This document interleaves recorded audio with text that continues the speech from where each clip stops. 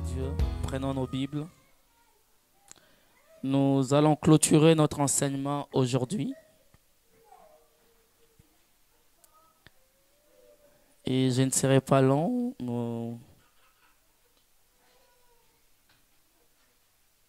Amen.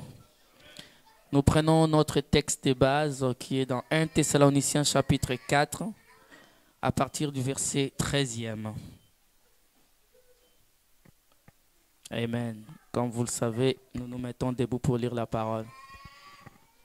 Tu donnes une Bible ici. Je vois quelqu'un avec un portable là. Donne-lui la Bible. Amen. Nous avons dit que nous prenons nos Bibles dans 1 Thessaloniciens chapitre 4, verset 13 jusqu'au verset 18. Nous lisons la parole du Seigneur. Nous mettons debout pour lire la Bible.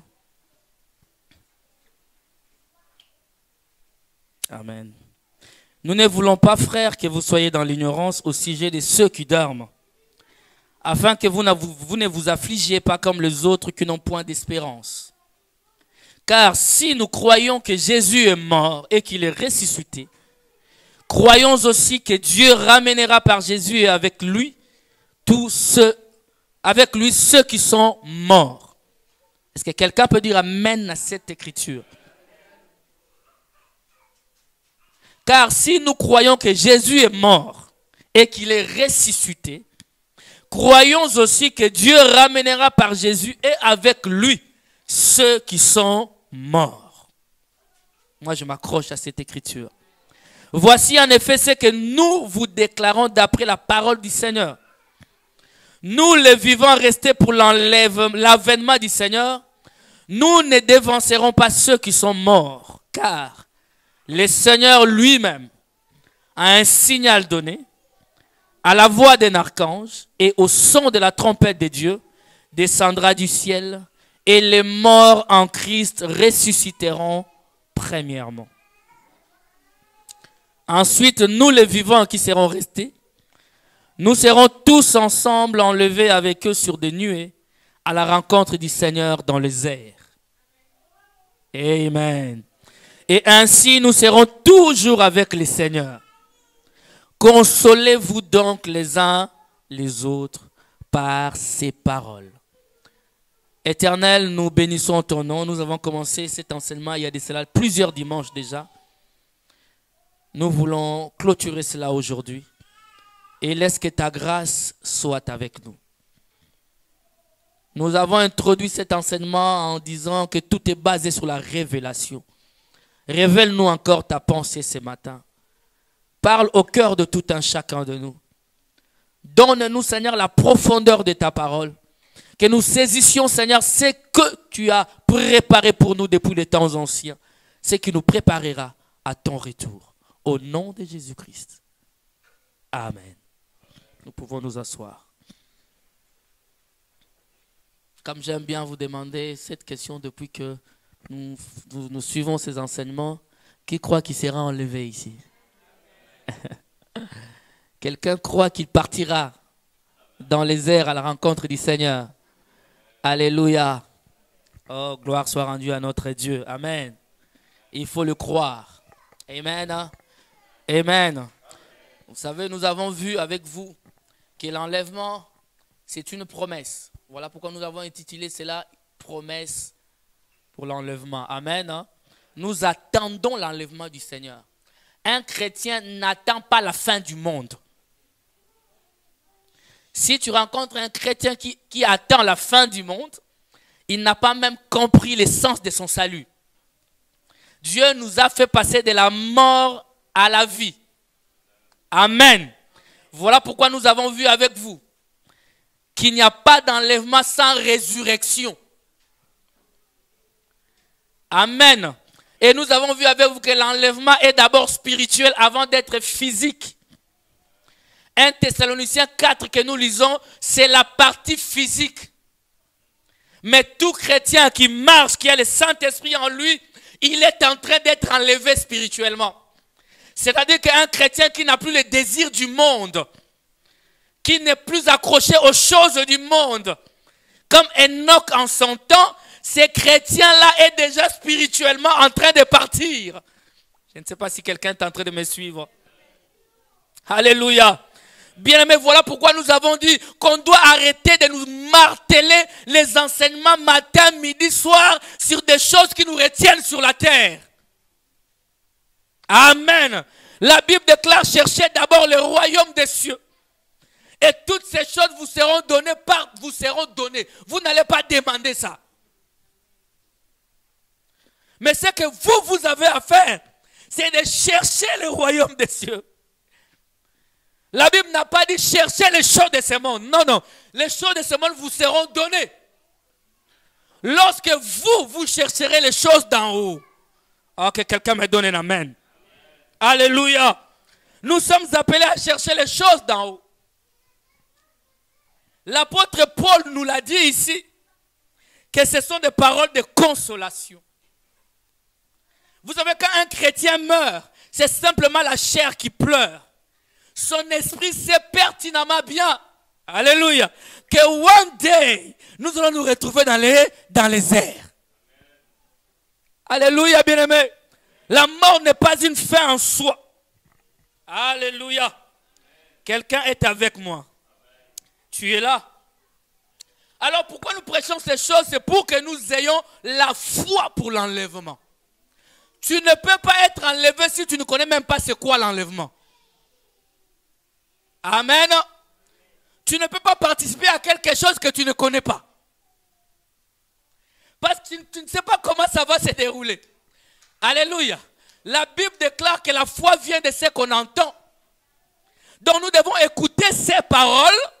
Nous devons écouter ces enseignements qui doivent produire en nous la foi pour décoller ces jours-là. Bien-aimé, ce monde est vieillissant. Je répète à quelqu'un ce matin, tu peux t'élever demain matin, moi je ne suis plus là. Tu t'élèveras demain matin, ton frère, ta soeur n'est plus là. Alléluia. Je l'ai dit la semaine ici, Papa Eric. C'est seulement ceux qui ont reçu cet enseignement qui comprendront qu'il ne s'agit pas d'un simple kidnapping. C'est simplement les gens sont partis.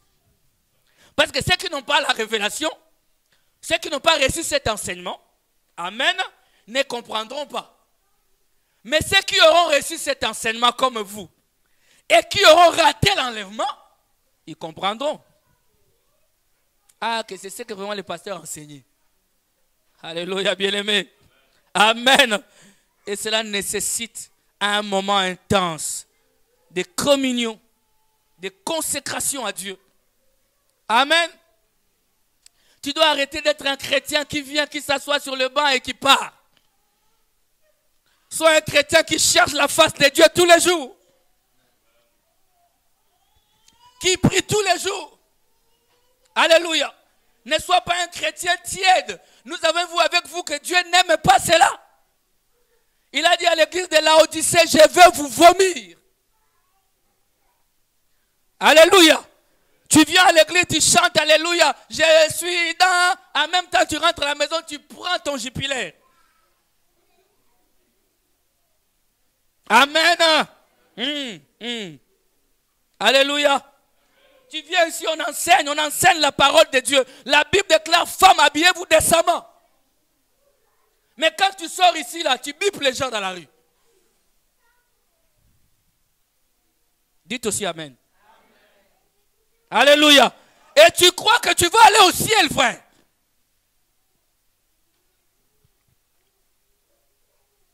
Votre silence est inquiétant. Je ne dis pas si j'ai parlé à quelqu'un. Alléluia. Amen. Bien-aimé, l'enlèvement, je vous ai dit, et encore l'été, là, la chaleur là qui vient là. J'ai dit aux parents, si toi, tu n'écoutes pas, laissez nos petites filles, nos petits enfants de l'église là tranquilles. N'achète pas des habits sexy à des petites filles de 12 ans là. Je ne sais pas si les parents vous m'entendez, hein. Si vous, c'est déjà l'arbre qui a pris ça, ça ne veut pas même mon cri. Mais laissez les enfants tranquilles. Est-ce que quelqu'un m'a compris? Alléluia.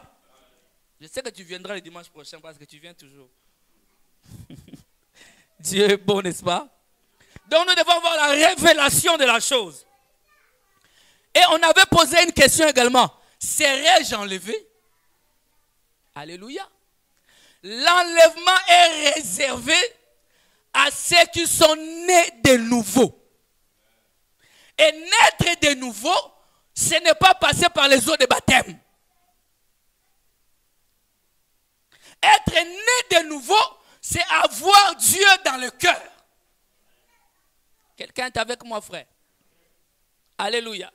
Je vous ai dit que même la nouvelle naissance en question, c'est un processus. Tu peux croire au Seigneur, chanter à la chorale. Amen. Amen.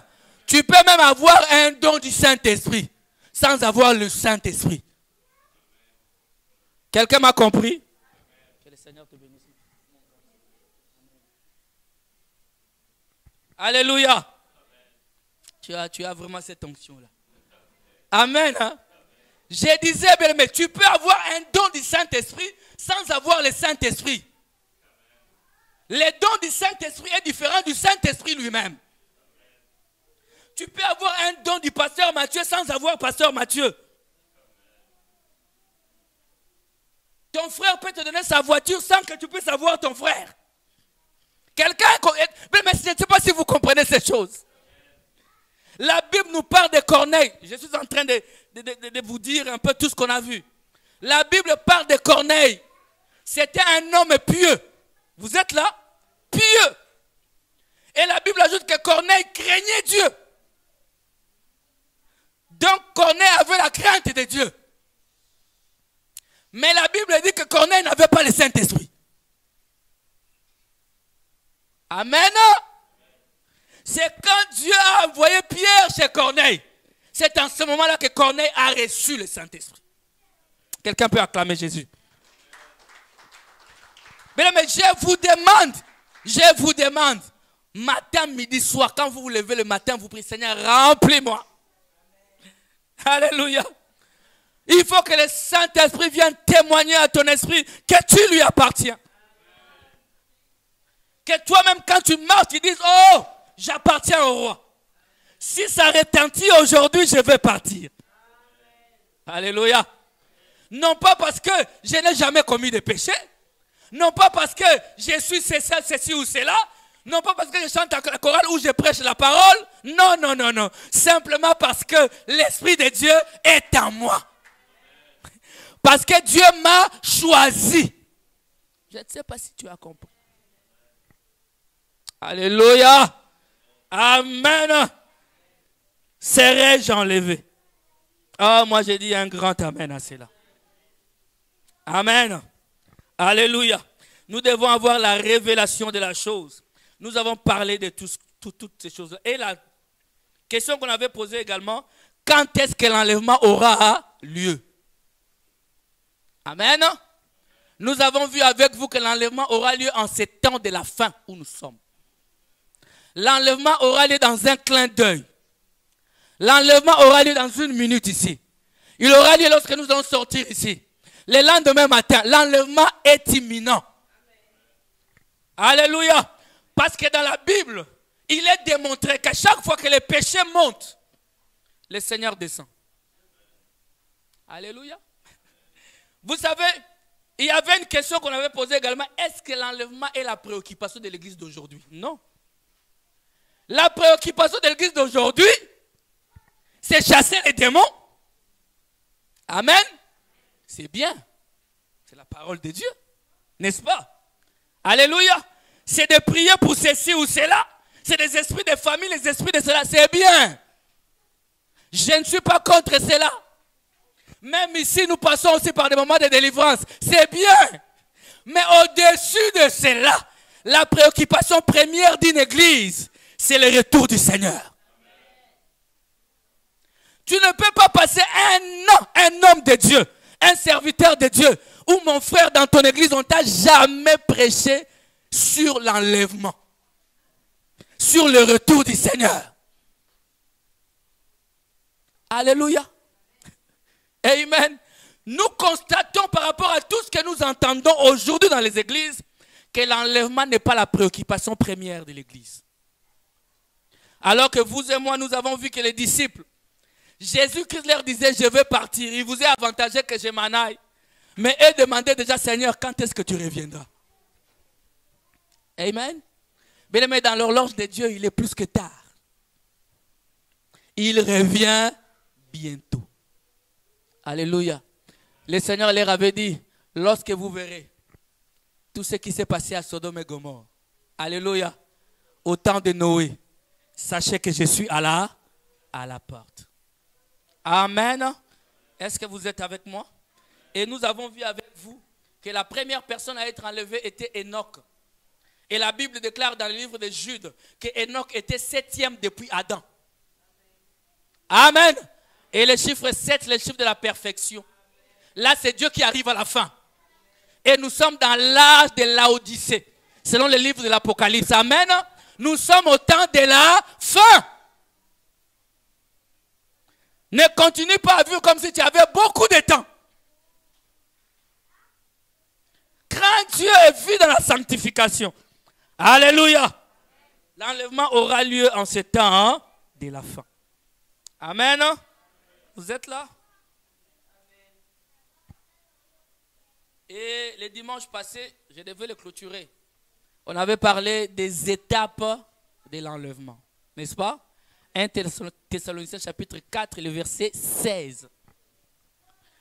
C'était la première étape, c'était quoi? À un signal donné, la voix d'un archange et au son de la trompette. Pendant que l'enlèvement se prépare, se déroule, ces trois choses doivent arriver. Alléluia. À un signal donné. Nous avons vu avec vous que dans d'autres versions de la Bible, on dit c'est un cri de commandement. Amen. Un cri de commandement, c'est un peu difficile pour quelqu'un qui n'avait pas suivi dès le départ. Un cri de commandement, en fait, a pour but de rassembler. Alléluia. On lance un cri pour rassembler un peuple en vue d'un événement qui doit se dérouler. Alléluia. C'est ce qui s'est passé, un cri de commandement. Le cri de commandement s'est passé au temps de Noé, comme j'ai dit le dimanche passé. Dieu lui dit, Noé, construis-moi l'arche, un bateau. Mais ne construis pas ça au bord de la mer. Construis ça sur une montagne, parce que ça servira d'un témoignage. Alléluia. Noé a commencé à construire. Pendant que Noé construisait l'arche, la Bible déclare que Noé criait. Il disait aux gens, venez rentrer dans, il y aura là la pluie. Les cris de commandement disaient à tout le monde, venez, nous allons nous rassembler dans l'arche. Alléluia. Au temps de Moïse, c'était aussi un cri de commandement. Il est allé dire à Pharaon, libère mon peuple, parce que nous avons un rendez-vous sur la montagne pour aller adorer. Amen. Alléluia. Et aujourd'hui, le cri de commandement te dit, bientôt, très bientôt, le Seigneur revient. Ah, vous savez, j'aime bien, vous savez notre Dieu. La Bible déclare qu'avant de frapper, il avertit. Parce qu'il y a surtout, vous savez, il y a des choses en lingala qui sont bizarres. Et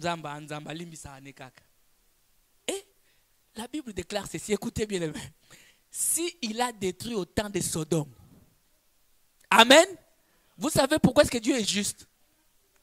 Parce qu'il n'y a pas de parti pris. Amen. Il avait averti, il avait frappé.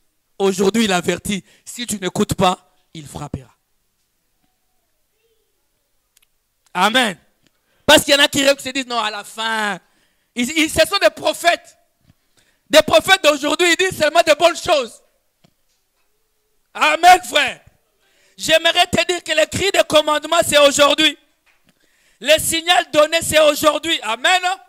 Lève-toi et dis Amen à cela. C'est la grâce de Dieu d'écouter ce message aujourd'hui. Amen. Le Seigneur Dieu, il est bon. Quelqu'un peut me dire un bon Amen. Ils ont crié. Les cris des commandements nous rassemblent aujourd'hui. La Bible déclare là où sera le cadavre, c'est là que se rassemblera les aigles.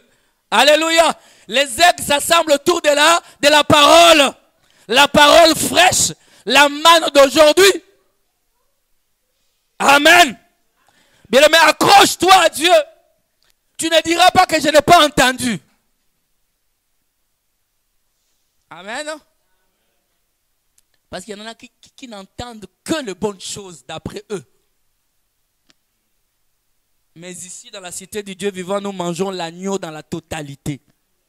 Dis-moi amen. Ah, dis-moi un bon amen, frère. Ah, même les intestins, les parties qui font mal, que tu n'aimes pas, tu dois manger, c'est la parole de Dieu. Toi, tu aimes la bonne viande qui te dit, tu seras béni, tu auras des enfants, tu vas aller plus haut, tu seras la tête et non la queue. Ça, c'est des parties que tu aimes bien. Amen. Mais dans l'agneau, il y a des parties qu'on n'aime pas. Alléluia. Mais ces parties-là, tu dois aussi les manger. Donne-moi un bon amen. Alléluia. Donc nous avons vu les cris de commandement, c'est-à-dire le signal donné. Et nous avons vu également que la deuxième chose qui se passe, c'est la voix d'un archange. Amen. Alléluia. La voix d'un archange. L'archange, comme nous avons vu avec vous, c'est un chef qui dirige un groupe d'anges. Et nous avons vu avec vous que l'archange des archanges, c'est le Seigneur Jésus-Christ lui-même. Lui qui dirige toutes choses. Amen. Alléluia. Les deux archanges les plus connus, c'est Gabriel et Michael. Dieu, le Seigneur Jésus-Christ est au-dessus de tout. Il est l'archange en chef. C'est Christ lui-même.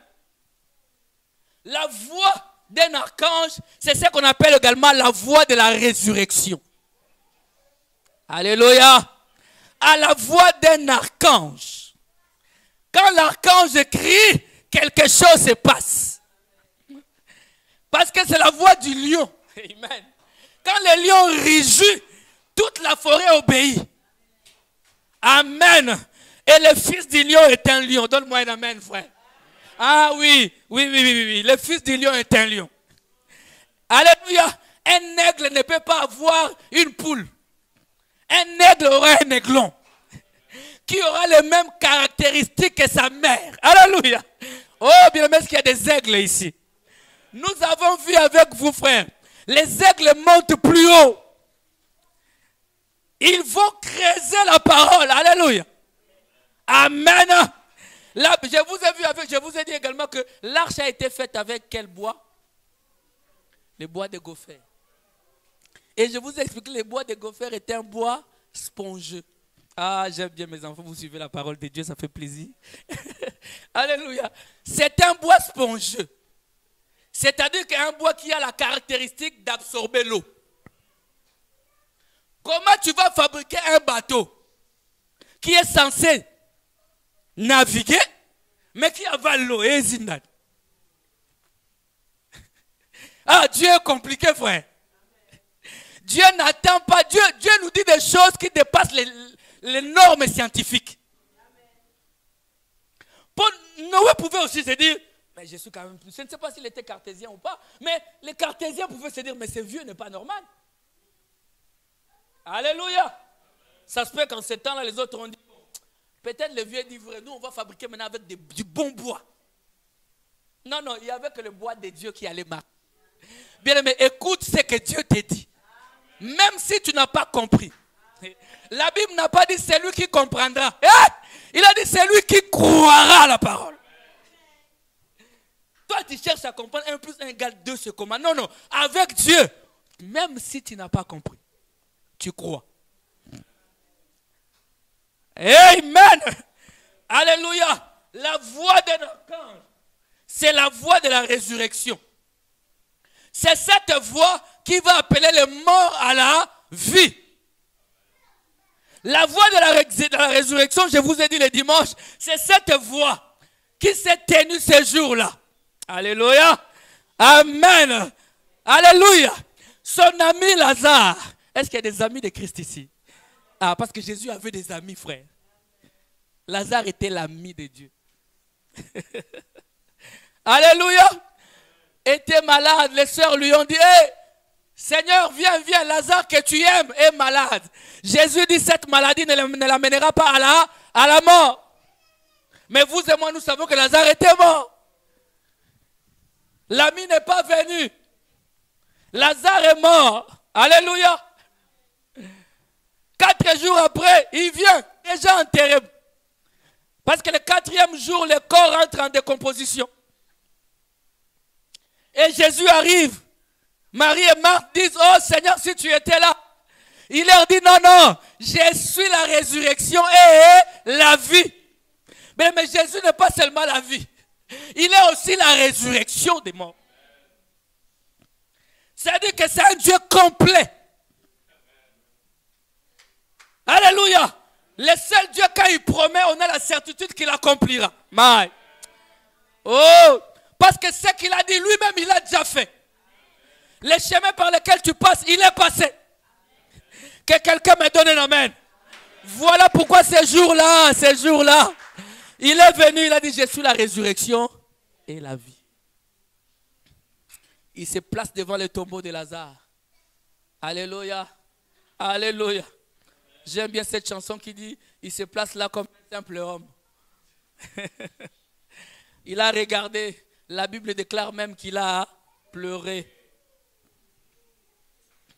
C'est pour te faire dire que toi et ton âme et ton esprit, en fait, vous n'êtes pas la même.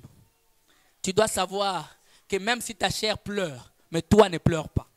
Voilà pourquoi David dira dans le livre des psaumes, mon âme, pourquoi pleures-tu au-dedans de moi?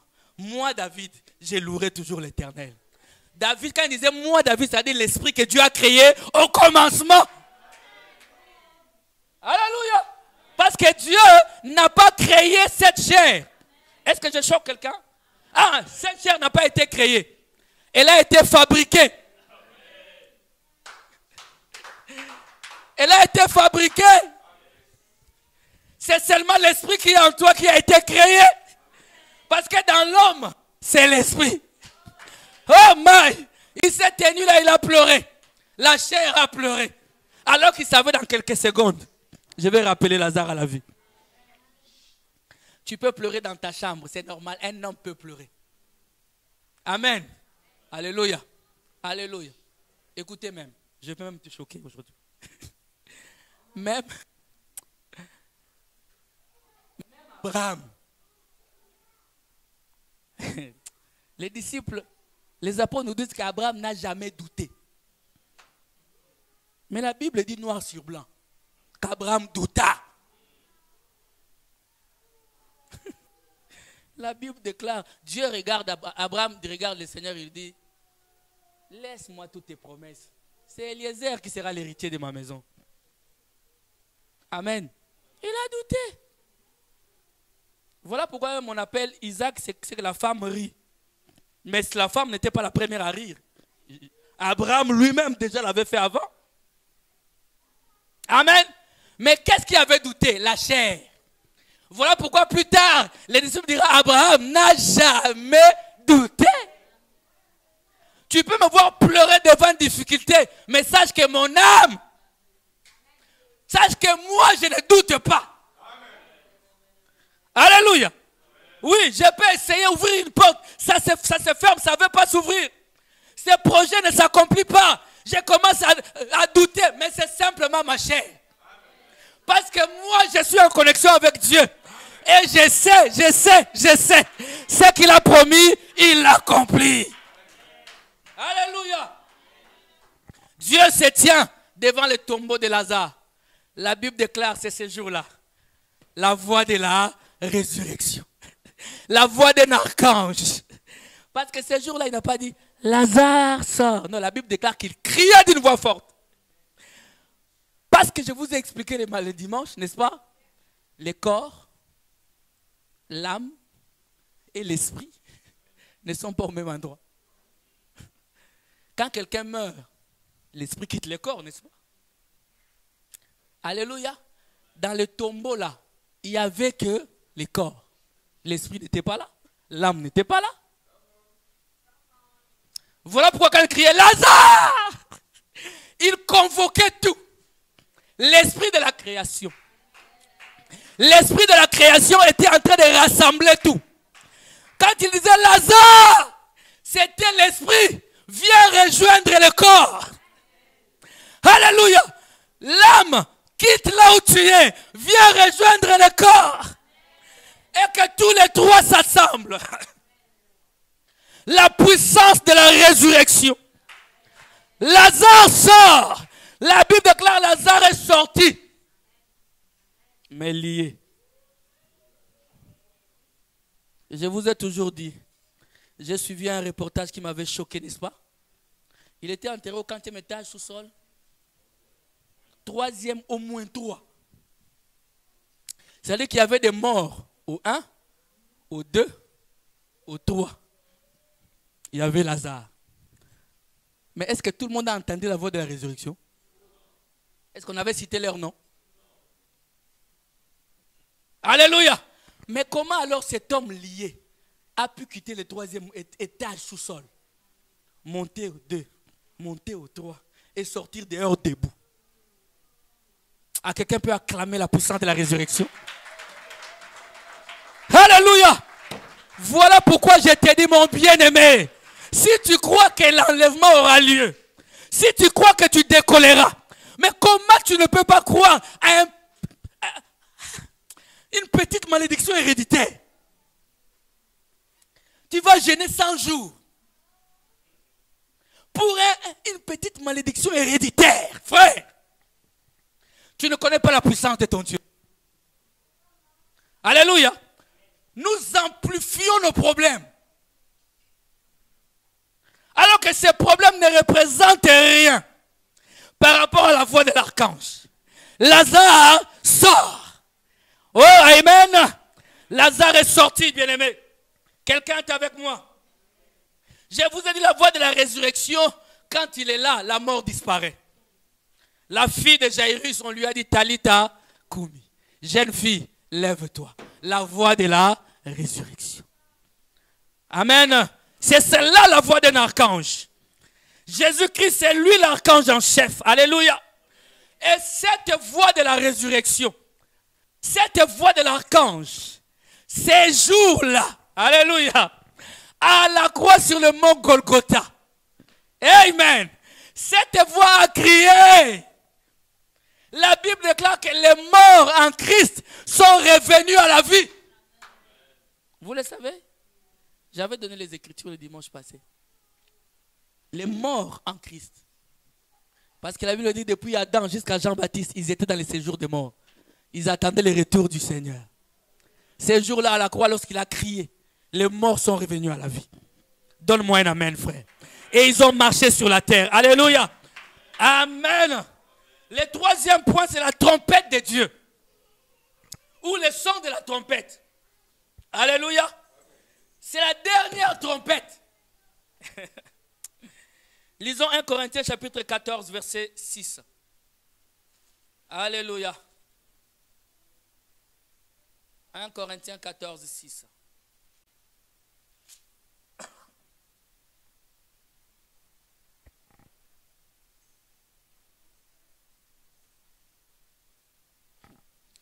Oh yes. Est-ce que vous aimez la parole du Seigneur? 1 Corinthiens 6, plutôt 14, 6. La Bible dit: et maintenant, frères, de quelle utilité vous serais-je si je venais à vous parlant en langue? Et si je ne vous parlais pas par révélation ou par connaissance, ou par prophétie ou par doctrine? Le verset 7. Si les objets inanimés qui rendent un son, comme une flûte ou une harpe, ne rendent pas de sons distincts, vous êtes là? Comment reconnaîtra-t-on ce qui est joué sur la flûte ou sur la harpe? 8. Et si la trompette rend un son confus, qui se préparera au combat? Aujourd'hui, le son est confus. On nous donne un son confus. Je vous ai dit que les chats miaulent, n'est-ce pas? Les chiens aboient. Ceux qui ont été plus loin que moi à l'école, ils savent d'autres, comment on les appelle. Mais écoutez, les scientifiques nous disent ceci. En français, on dit qu'un aigle trompette. Alléluia. Nous sommes des aigles, bien aimés. Nous aimons écouter les sons des trompettes. Donne-moi un amen. C'est ça que tu écoutes. Alléluia. On sonnait la trompette pour inviter le peuple à une sainte convocation. En Israël, lorsqu'on sonnait la trompette, cela devait être clair. Parce que chaque manière de jouer la trompette signifiait la convocation en question. Donc si c'est pour la bataille, pour la guerre, le son est différent que s'il s'agissait d'un mariage. Alléluia. Aujourd'hui, le son, il s'agit du mariage de l'agneau. Nous attendons pour monter au ciel. Ces jours-là, bien-aimés, la Bible déclare qu'au son de la trompette, nous monterons dans les airs. Pour aller au mariage, à la fête des noces. Alléluia. Les noces avec l'agneau. La Bible déclare que mes brebis en connaissent ma voix. La trompette de Dieu, c'est la parole de Dieu. Alléluia. Apocalypse chapitre 1. Je vais terminer, on va... Apocalypse chapitre 1.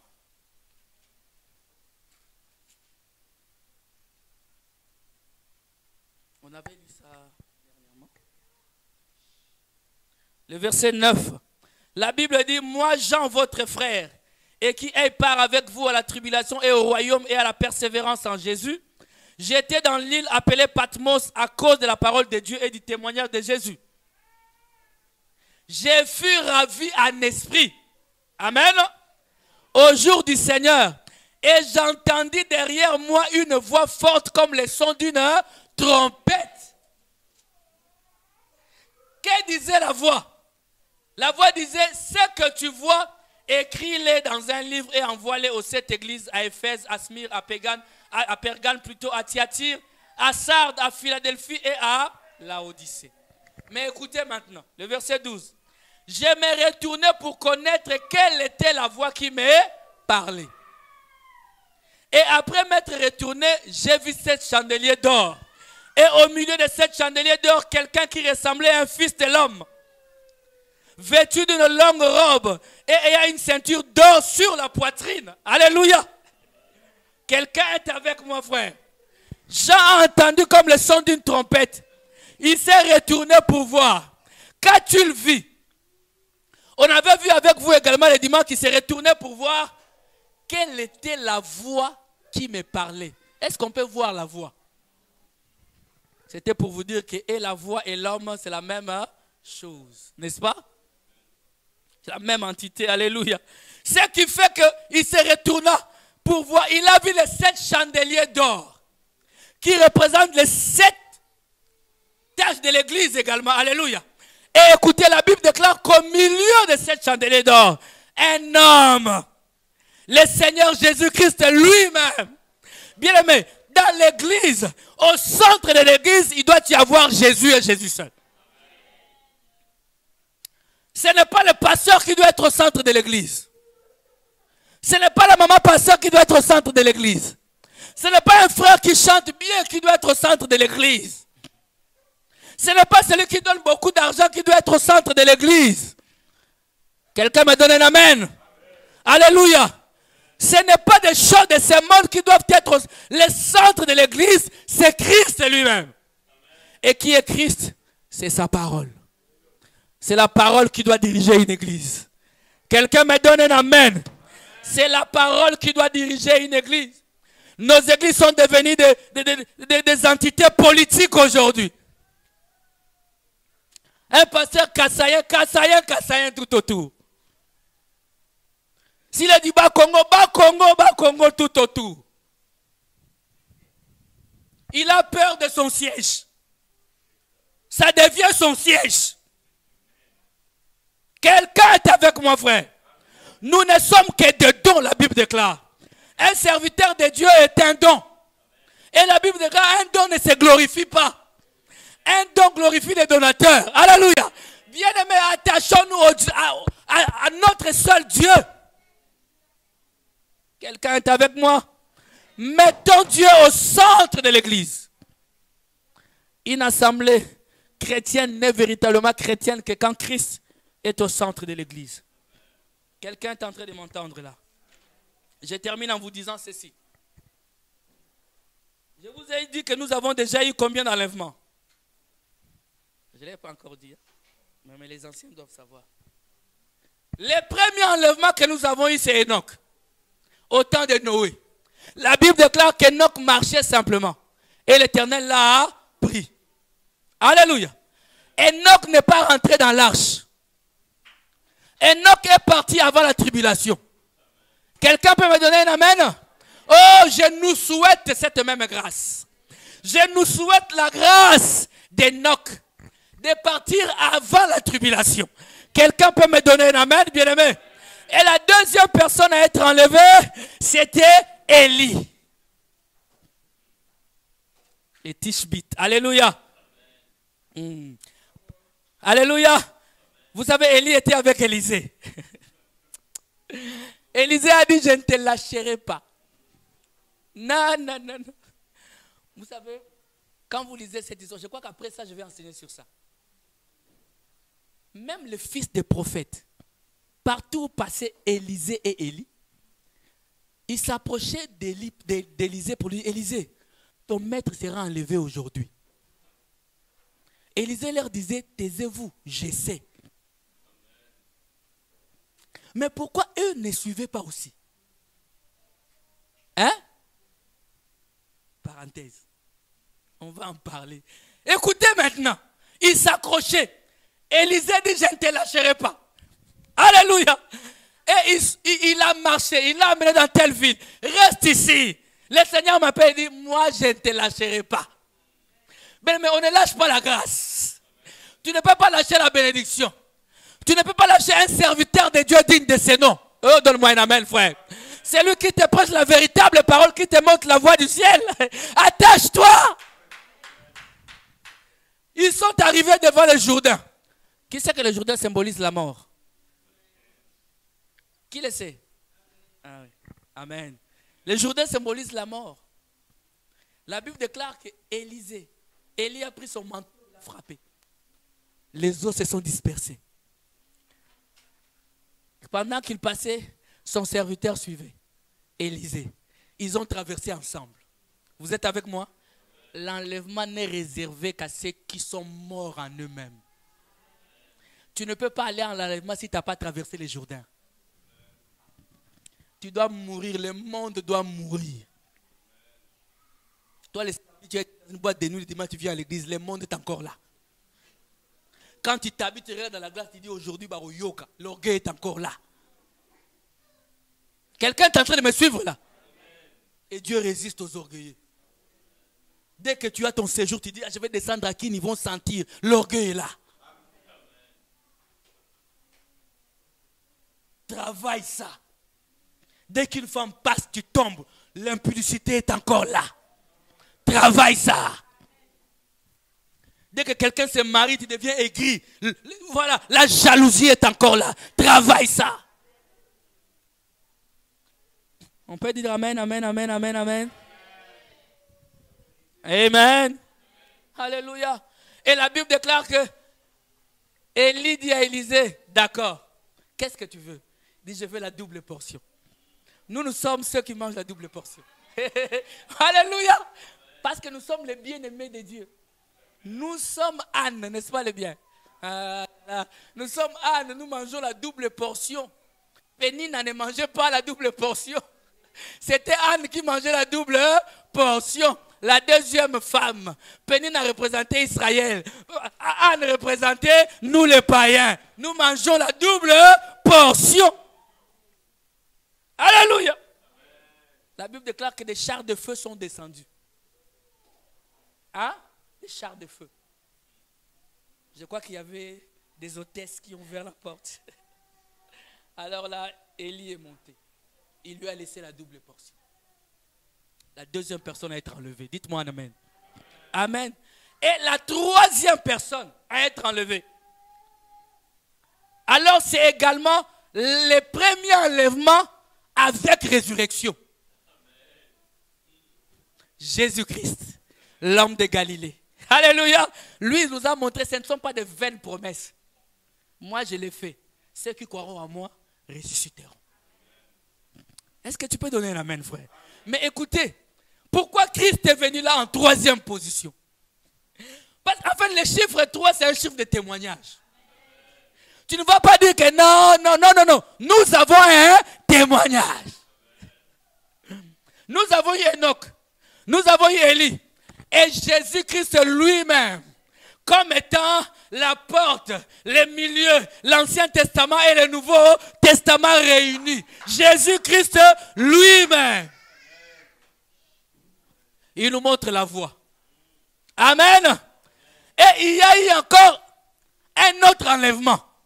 Donc nous avons eu Élie, nous avons eu Enoch, Élie et Jésus-Christ. Et il y a eu un autre enlèvement avec résurrection. C'est tous les saints qui étaient morts dans l'Ancien Testament. La Bible déclare qu'ils sont revenus à la vie. Et ils sont montés avec le Seigneur Jésus-Christ dans les airs. Vous êtes avec moi? Alléluia. C'est l'écriture où je vous ai dit toujours que David avait une triple onction. David, il avait l'onction prophétique, sacerdotale et royale. En tant que prophète, il a dit: portes éternelles, élevez vos linteaux, que le roi de gloire fasse son entrée. C'est ce qu'il voyait. Alléluia. Et ils sont rentrés ce jour-là. Amen. Alléluia. Ça fait combien? Ça fait 4. Et le cinquième enlèvement que nous attendons, c'est 1 Thessaloniciens 4, 13. Est-ce que vous êtes là, frère? Cet enlèvement nous concerne, toi et moi. Nous serons du cinquième enlèvement. Alléluia. Et ça sera un enlèvement mélangé. Avec résurrection et sans résurrection. Parce que nous, les vivants, nous n'allons pas précéder ceux qui sont morts. La Bible déclare. Alléluia. Est-ce que tu vois la chronologie des événements? Est-ce que tu as compris la chronologie des événements? Alléluia. Amen. Et il y a maintenant un sixième. Ça, c'est le dernier.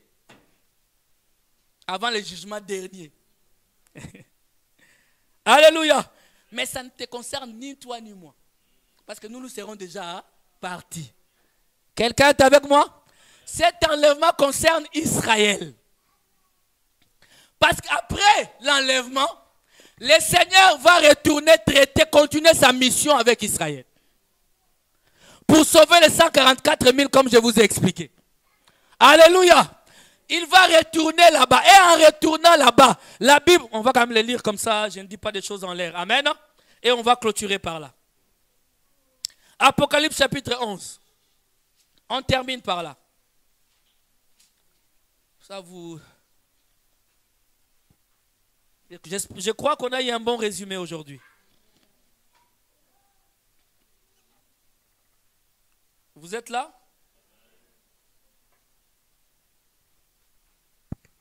Alléluia.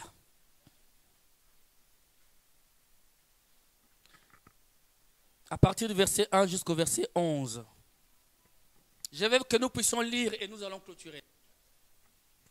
Ça ne nous concerne pas, mais on va lire. Comme ça, on comprend les choses. On me donna un roseau semblable à une verge, en disant: lève-toi et mesure le temple de Dieu, l'autel et ceux qui y adorent. Mais les parvis extérieurs du temple, laisse-les en dehors. Oh my. Et ne les mesure pas, car il a été donné aux nations. Et elles fouleront aux pieds la ville sainte. Suivez-moi bien. Elles fouleront aux pieds la ville sainte pendant 42 mois. Je donnerai à mes 2 témoins. Écoutez maintenant. Parce que l'enlèvement concerne les 2 témoins en question. C'est eux qui seront enlevés. Je donnerai à mes 2 témoins le pouvoir de prophétiser. Vous êtes là? Revêtus de sacs pendant 1260 jours. Ce sont les 2 oliviers et les 2 chandeliers qui se tiennent devant le Seigneur de la terre. Si quelqu'un veut leur faire du mal, Du feu sort de leur bouche et dévore leurs ennemis. Et si quelqu'un veut leur faire du mal, il faut qu'il soit tué de cette manière. Écoutez maintenant ce que ces deux témoins vont faire. Vous êtes là? Ils ont le pouvoir de fermer les ciels afin qu'il ne tombe point de pluie pendant le jour de leur prophétie. C'est qui? C'est Élie. C'est le seul qui a fermé les ciels pour que la pluie ne tombe pas pendant 3 ans et demi. Alléluia.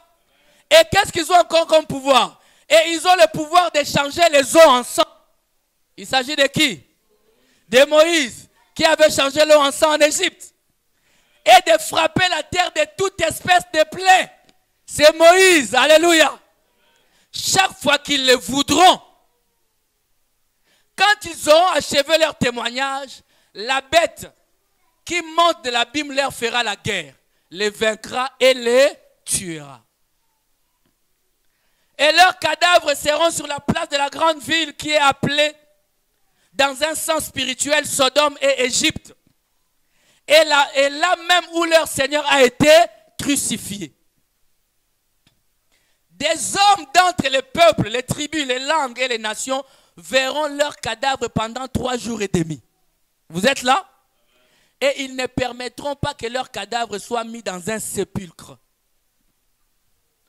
Et à cause d'eux, les habitants de la terre se réjouiront et seront dans l'allégresse. Et ils s'enverront des présents les uns aux autres. Tu t'imagines à cette époque-là, je crois que la technologie sera à un niveau, tu ne peux pas imaginer. Parce que ces deux prophètes ont tourmenté les habitants de la terre. Après les 3 jours et demi, un esprit de vie. Quelqu'un peut dire un amen. Un esprit de vie venant de Dieu entra en eux. Et ils s'étèrent sur leurs pieds. Et une grande crainte s'empara de ceux qui les voyaient. Alléluia. Alléluia. Mais Élie et Moïse, après l'enlèvement, Dieu les enverra. Les enverra où ça? En Israël. Pour leur dire, le Messie que la personne que vous avez crucifiée là, c'est lui le Messie. Il n'y a pas un autre Messie que vous attendiez. Il n'y a que lui le Messie. Alléluia. Amen. Les gens n'entendront point. Mais c'est là que les 144 000 seront sauvés. Ils vont croire à la parole. Alléluia. Et la Bible déclare qu'on les tuera. On va les traîner dans la ville pendant 3 jours et demi. Alléluia. Un esprit viendra du ciel et rentrera en eux. Et ils vont se tenir debout. Et ils vont retourner dans les airs. C'est là et le dernier enlèvement. Amen. Ça c'est juste pour ta connaissance. Moi j'ai toujours dit ça c'est juste pour la connaissance. Parce que nous serons déjà dans les airs. Est-ce que tu peux acclamer le Seigneur ton Dieu? Que quelqu'un l'acclame très fort. Je veux entendre quelqu'un pousser des cris de joie. Alléluia. Dis à ton frère, dis à ta soeur, ne ratez pas ces moments. Ne ratez pas ces grands rendez-vous. Rien n'est plus beau que ces jours-là. Rien n'est plus excellent que ces rendez-vous-là. Bien-aimé, dis à ton frère, aucun mariage ici-bas n'est semblable à ces mariages-là. Acclame Jésus, levons-nous dans sa présence.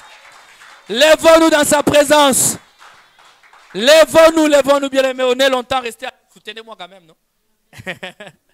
Alléluia. Nos mains sont levées, nous allons faire une prière. Que nous continuerons les mercredis et les vendredis en ces lieux. Vous qui ne venez pas les mercredis, je crois que vous allez vous dire, pasteur, ça c'est quel type de prière? Les quelques personnes qui viennent les mercredis ont compris la dimension que nous rentrons dans la prière maintenant. Amen. Hein? Alléluia. Lève tes mains au ciel, bien-aimé. Dis-lui, Seigneur, fais-moi grâce de ne pas rater ces rendez-vous. Prions l'Éternel, notre Dieu. Simplement cette prière-là, dis-nous seulement, fais-moi grâce. Parce que je crois que ce rendez-vous est pour moi. Fais-moi grâce. Quelqu'un prie, dis seulement à Dieu cela, fais-moi grâce. Fais-moi grâce. Alléluia.